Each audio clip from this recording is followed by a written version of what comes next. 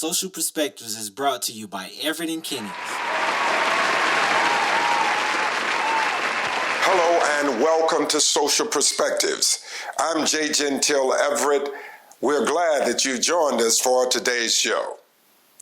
Do white people generally hate black people? If so, why?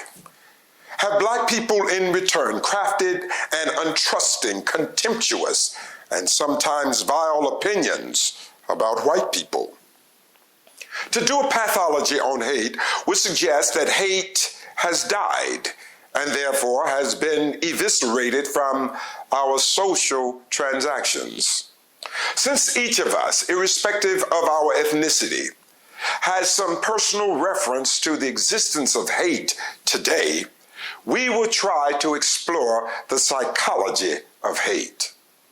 There has to be some mental process for anyone to embrace something that's passionately negative, vitriolic, vacuous, and devoid of decency. How do we destroy it? Let's go back and try to find its roots. Perhaps we might find its causes. We'll be right back.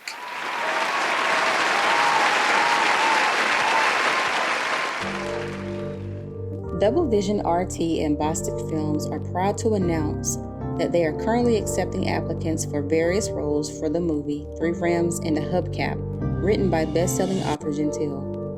Please feel free to visit the website at threerimsandahubcap.com for more information and view methods of submitting your interest. Again, visit Three Rims and a Hubcap for more information. The producers are standing by.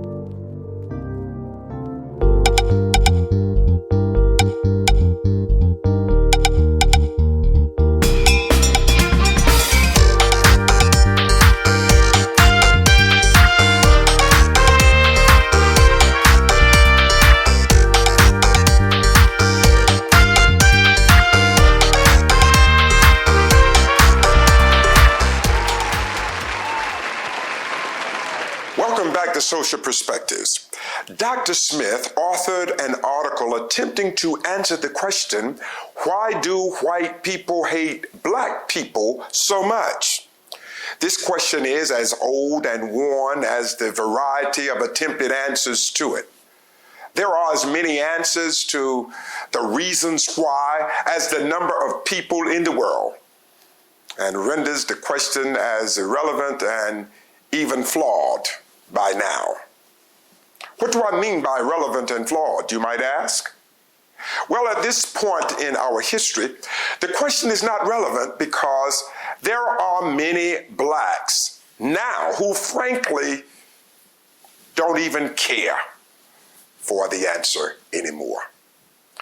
Still, there are whites who think they know the right answer, and that answer is probably not very flattering to blacks. Furthermore, many of our white counterparts will answer in this way. I don't hate blacks. 2, I hate black people because of what many of them do and how they act. They act like thugs at times. They show elements of laziness and lethargy and ineptitude. It is flawed because no one answer to the question could ever be borne out by any real association with black people, since most white people with negative opinions about black people have never lived around or associated very much with black people. Even those with cursory experiences working with or living around black people have no actual idea what it's like to be with black people except from what is presented to them through institutional media and entertainment sources. Let's be rather clear. The media is a unique medium with huge influence on the psyche of all who consume its pictorial content.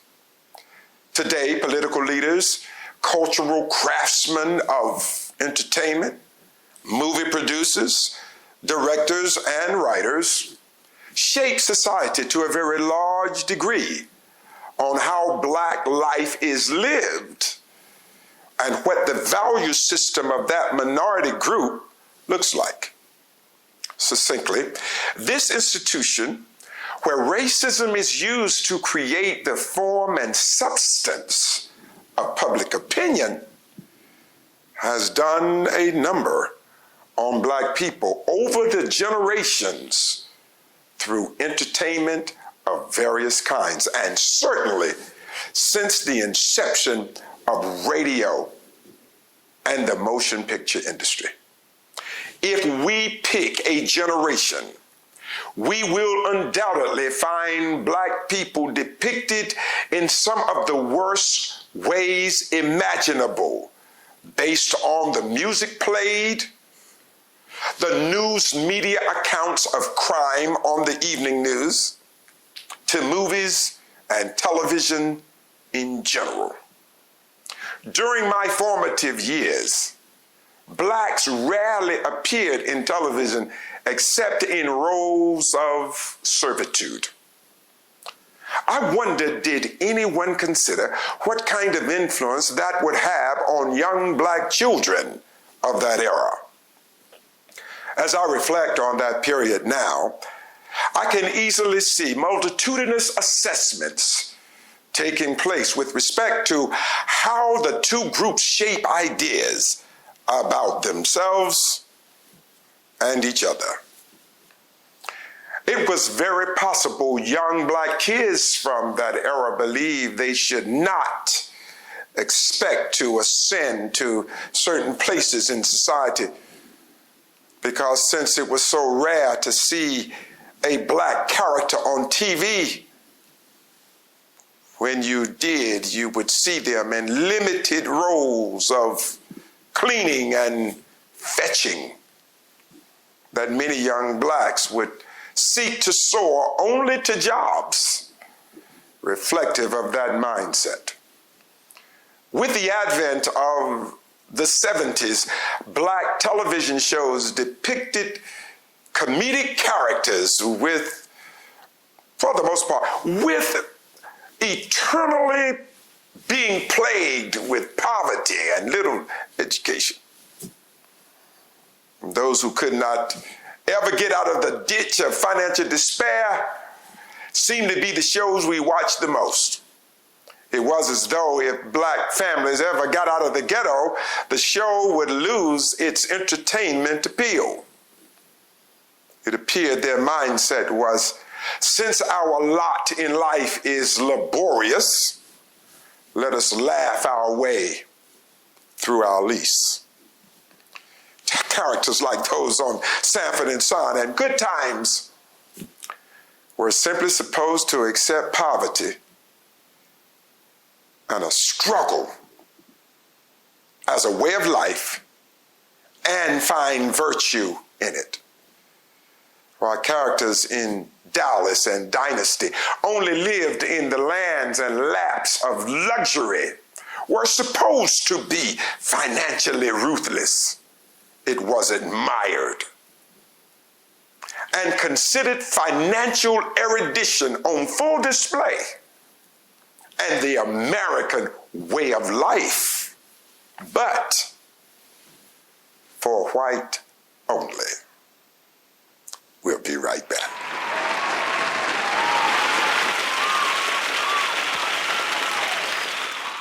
When you're in need of making the old new again with beautiful upholstery, D. Berry's Upholstery is the best, whether it's automobile interior or exterior, boats, church pews, or any residential or commercial seating and the like. Look no further. D. Berry Upholstery's got you covered. Call D. Berry's at 910-276-2265 and experience new again.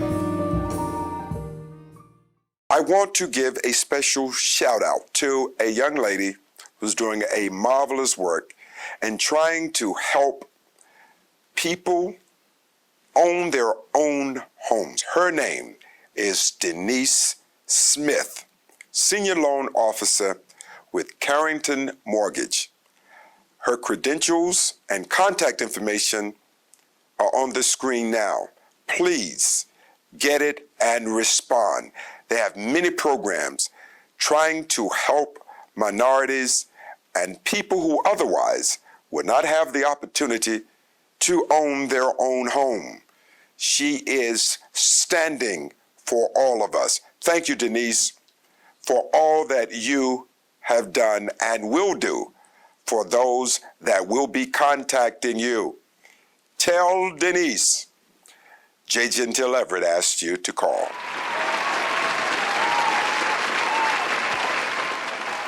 Welcome back to Social Perspectives. Is there hatred of blacks by whites or just hatred among racial groups in general? I wanted to find out, when did hatred start? In order to understand why, it is necessary to gain an understanding about the foundation and root that was laid at the core in order for the roots to grow and spread. In order for this behavior to have persisted so long, there had to have been a beginning, a catalyst, an impetus, some event or circumstance to precipitate an animus that lasted 400 years and counting.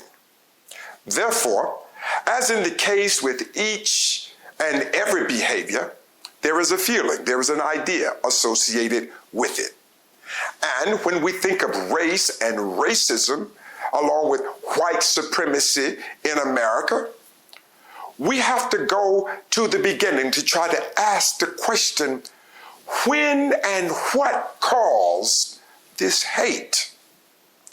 So we had to examine America's history and the idea of whiteness as superior, which could be and was weaponized by the wealthy landowners to placate the masses of poor whites in the earliest days of America as colonies of England.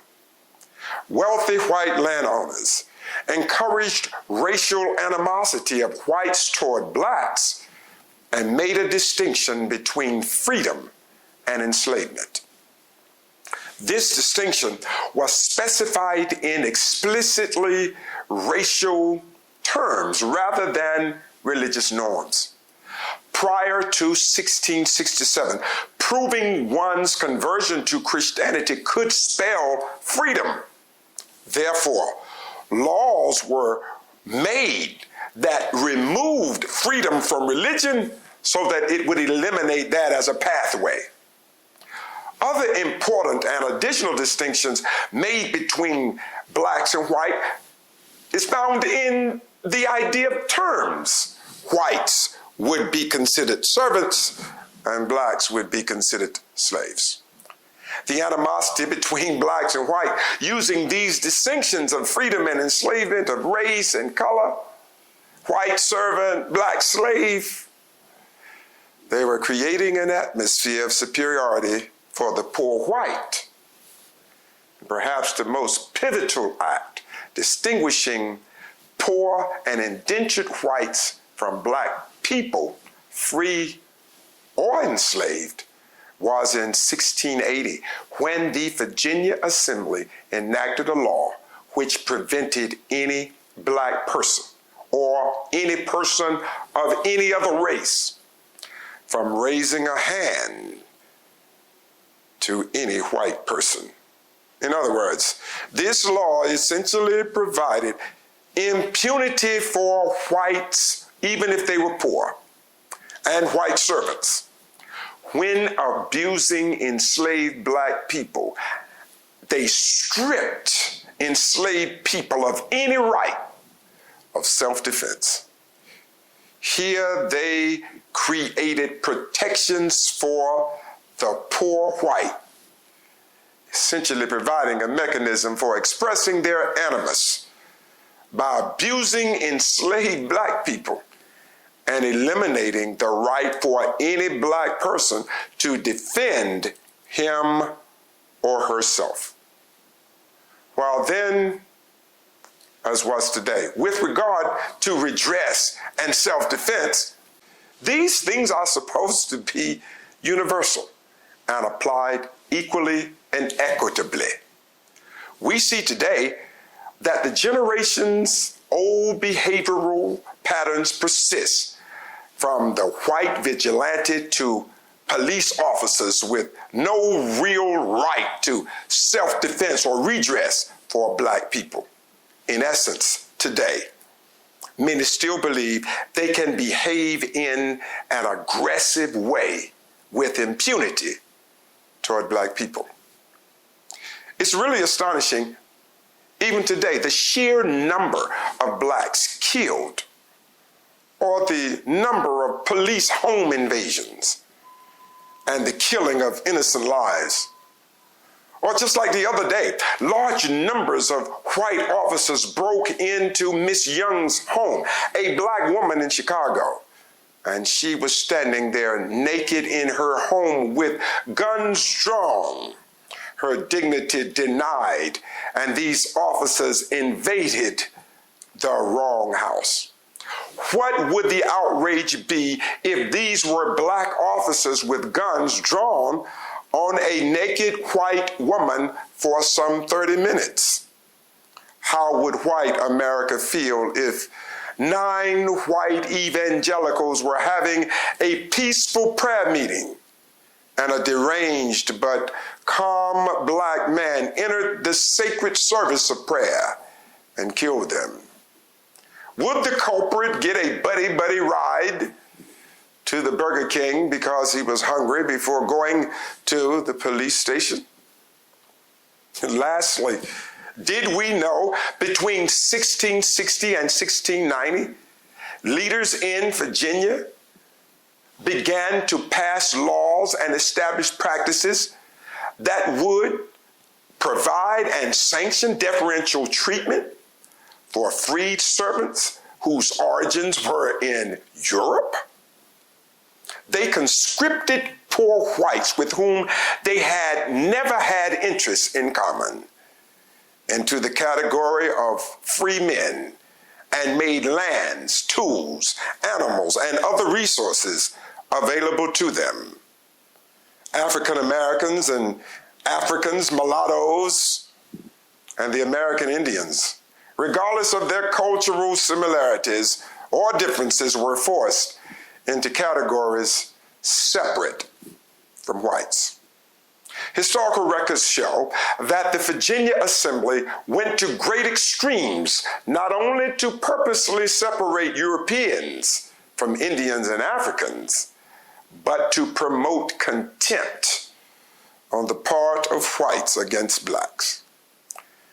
Even whiteness was established in their religion, and they considered it to be superior.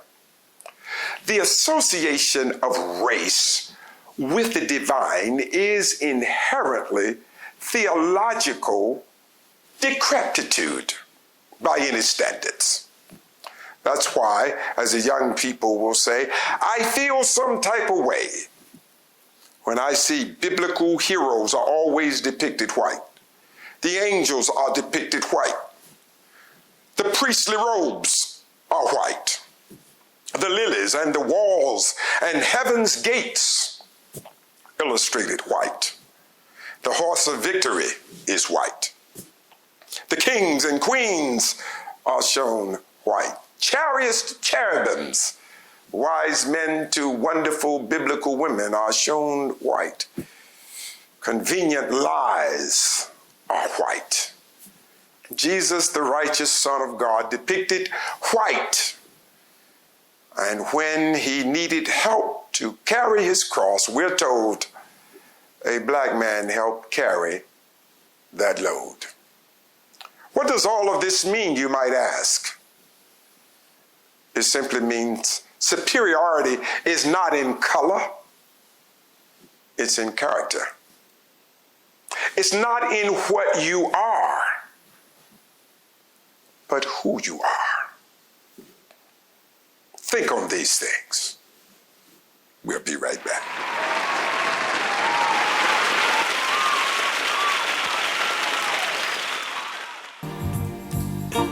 Our host has become the embodiment of the Renaissance man. Get ready for Gentile's next album coming this spring. From candlelit jazz to R&B, the smooth minister musician is redefining spiritual approaches and reaching people for Christ. He is personifying love as a centerpiece for ministry, and when love is real, it's because God is present. He can and will do all the rest. Get ready this spring for Renaissance Gentile to show us that God is never boring. His ways are not our ways, so never knock what you do not yet understand.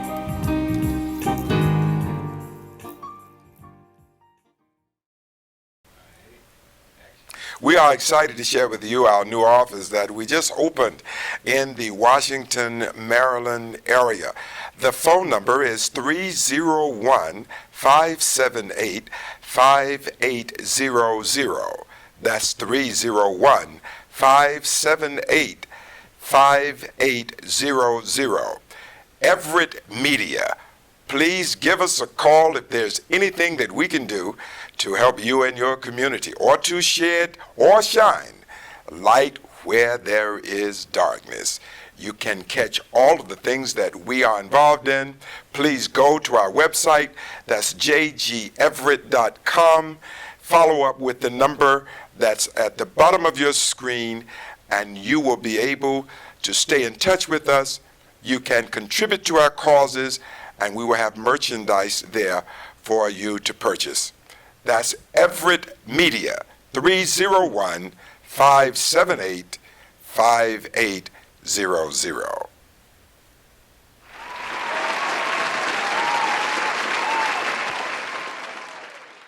Let me finish today with this idea. Whether love or hate, every manifestation has an inception. And for it to continue to live, it must be fed and nurtured. Similarly, if something is to be destroyed or removed, we must consciously starve it, and it will die. The existence of hate for other people is particularly unseemly and does not guide our humanity to any positive place. It is indeed an anathema to the intentions of God for His humanity to move in such a way that we fail to appreciate the bounty of His love and His bringing together all of His people into one human family.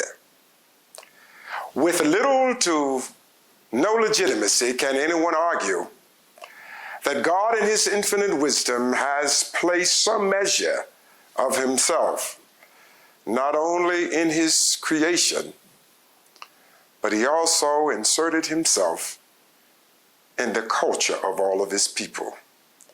It is through our ability to forge relationships with people who may not look like us that we experience new dimensions of God. One of the missing components that was conspicuously absent in the approach to racial superiority by any group, and that was to racially grow without humanity growing create great problems. Economic and social schisms and chasms will continue to manifest themselves in our society, and consequently, goodwill and unity will continue to be the elusive light of growth as we remain shackled to the lingering lasso of grief, brought to us by our own racial theatrics of absurdity and our cultural ostentatious narcissism. We are called to a greater purpose than simply to promote a pigmentation. What about principles? We're called to appreciate the multitudinous pulchritude of God. Simply stated, we are called to recognize and to embrace the beauty of all people. Thank you so much for listening to this show and hope that it will enhance your understanding about hate and love. We hope that you will listen to all of the announcements that will come after my presentation today. We want to thank you for all of your support. We ask you continue to support us with your financial gifts. You can help us continue to do this work and continue to share these insightful ideas about God and man through your tax-deductible giving to the Renaissance Ministry of God. That address is at the bottom of the screen. Please support us as we try to keep our community enlightened. God bless you.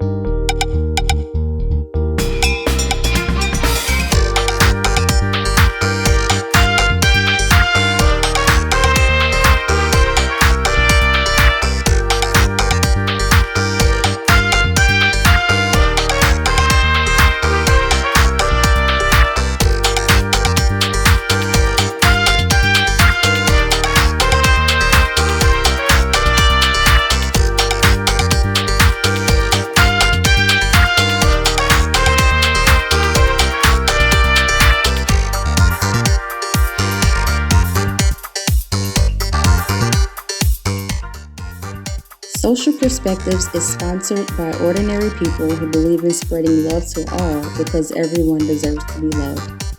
Please support our show with your tax-deductible gifts. You can cash out our work at $RENMI15, again, $RENMI15, and help us reach the world.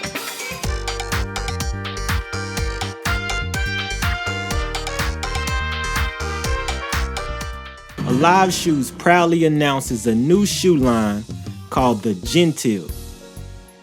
The new classy, cosmopolitan footwear was designed for the upwardly mobile personality who believes in making statements of cool with each step. The Gentile footwear is the shoe for all occasions because cool never goes out of style. Go to aliveshoes.com/Gentile and step into your cool. All proceeds are going to the Kingdom Building Ministry of Mill Branch Baptist Church in Fairmont, North Carolina.